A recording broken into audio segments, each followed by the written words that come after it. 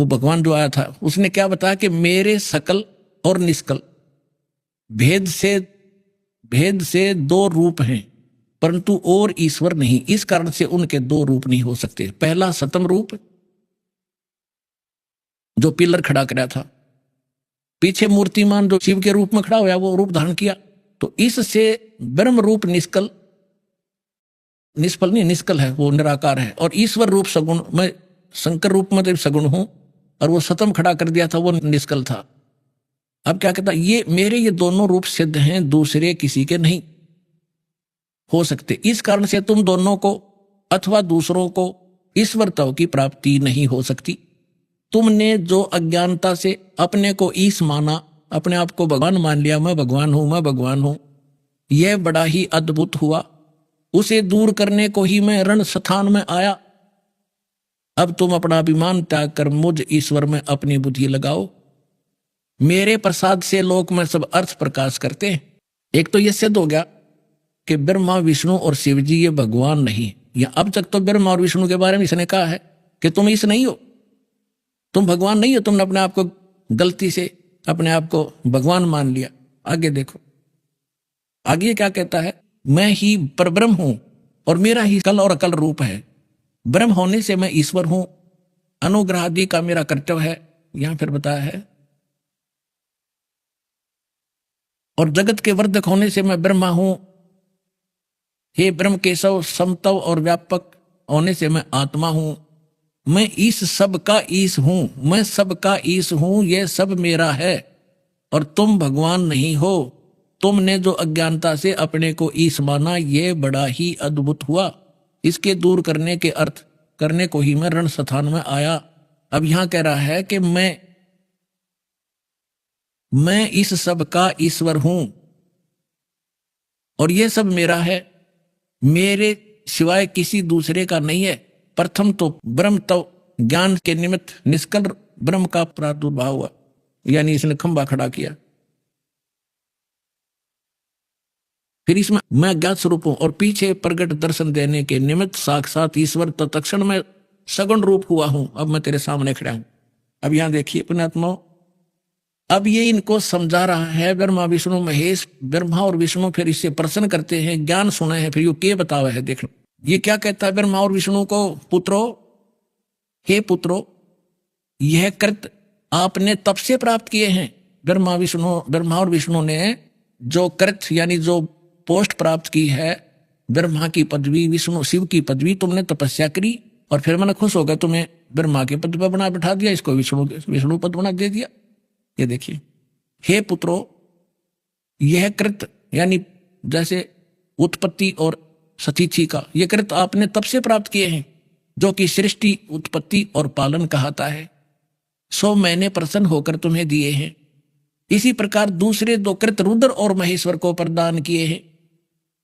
अब दो तो ये ब्रह्मा और विष्णु हो गए, दो पुत्र, और दो ये बता दिया रुद्र और महेश, इनको भी कहते, ये भी चार हो गए। और बोलनी आयु 5वां है। अब दास ये सिद्ध करना चाहता था कि ये जो ब्रह्मा विष्णु महेश का जो पिता है, ये कहता है तुम भगवान नहीं हो, मैं भगवान हूं।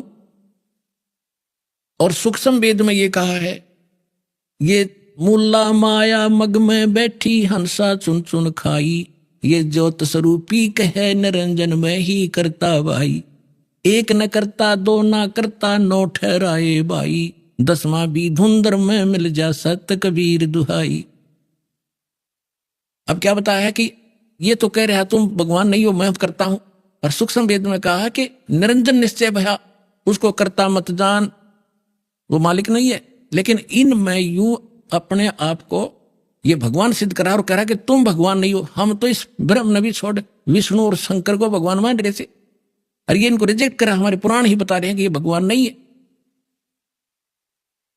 अब जो प्रश्न इसमें सिद्ध करना चाहे दास, क्योंकि आज का जो विषय है कि वो साधना कौन सी है जिससे मोक्ष होगा और किस किस ने प्राप्त हुआ और कहां प्रमाण है, इतनी सी बात है, फिर सारा सुलझ जाएगी कहानी।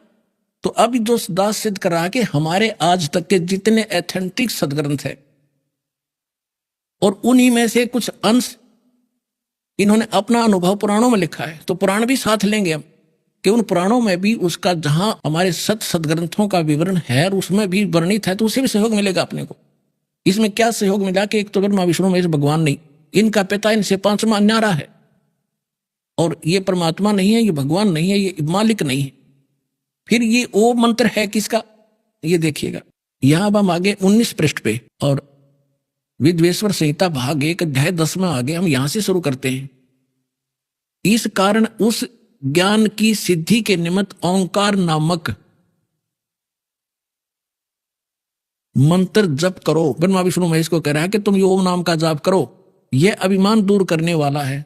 और सोई निज मंत्र उपदेश करते हैं, यह ओंकार मेरे मुख से उत्पन्न होने से, ये काल कह रहा है ब्रह्म मेरे मुख से उत्पन्न होने से मेरे ही स्वरूप का बोधक है, रूप का बोधक है, और ये महामंगल करने वाला है, यह वाचक है, मैं वाच्य हूं। यह मंत्र मेरा आत्मा है, इसके स्मरण से मेरा स्मरण होता है।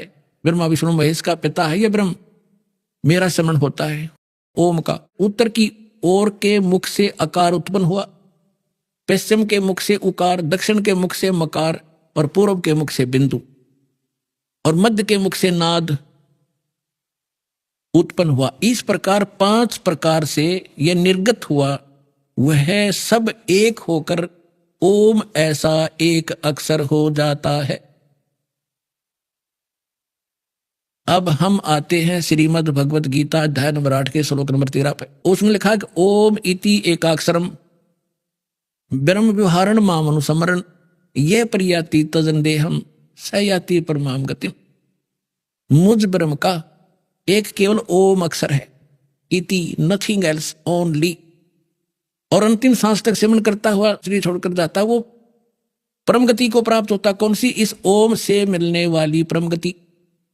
अब यहां सिद्ध हो गया कि ये खुद कहता है कि इन सब से मिलकर अकार उकार मकार बिंदु से मिलकर ये एक ओम अक्षर हो गया, सिद्ध हुआ। और ये गीता में लिखा कि ओम इति एक अक्षरम, ये ओम एक अक्षर माम ब्रह्म मुझ ब्रह्म का है, और ये खुद कहता है मेरा ये मंत्र है और मेरे ही बोधक है, मेरा ही जाप करने का है। और पुण्यात्माओं जो ये हमें मूर्ख बनाते हैं, ओम नमः शिवाय कहते ये 5 अक्षरों का बन गया, इसमें कहीं भी मूल संस्कृत में ये ओम नमः शिवाय इस पुराण में भी नहीं लिखा, और ना यह अनुवादकर्ता ने अनुवाद किया है इस पुराण में। गीता प्रेस गोरखपुर से अनुवादित एक सचित्र मोटा टाइप सी